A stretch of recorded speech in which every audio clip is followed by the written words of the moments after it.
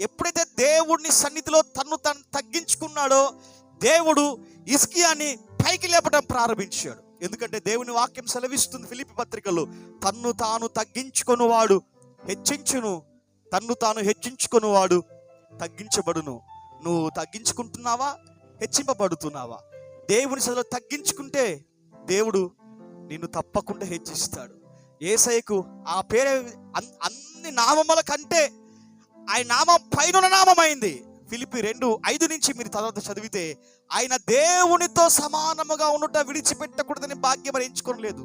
దాసుని స్వరూపంగా పుట్టి మనుషుల పోలికలో ఉండి ఆయన తన్ను తానే రిక్తునిగా చేసుకున్నాడు. అది చాలా శ్రేష్టమైన మాట. ఫిలిప్పీ 2:5 నుంచి 8 వరకు మనం చదివితే ఆ మాటలు మనకు కనబడతాయి. ఎంత తగ్గించుకున్నాడు కాబట్టి అన్ని నామముల కన్నా పైనామం ఆయనకి ఇవ్వబడదంట. ప్రతి ఒక్కని మోకాలు యేసు నామమున వంగుతుందంట. దేవునికి స్తోత్రం కలుగును గాక. దేనికి తగ్గించుకున్నాడు. దేవుడు తగిన సమయమందు నిన్ను హెచ్చించే వరకు ఆయన బలిష్టమైన చేతి కింద దీన మనస్కులై ఉండండి అని దేవుని వాక్యం సెలవిస్తుంది. ఎస్, ఆయన ఒకరోజు హెచ్చిస్తాడు. హెచ్చించే వరకు తగ్గించుకో.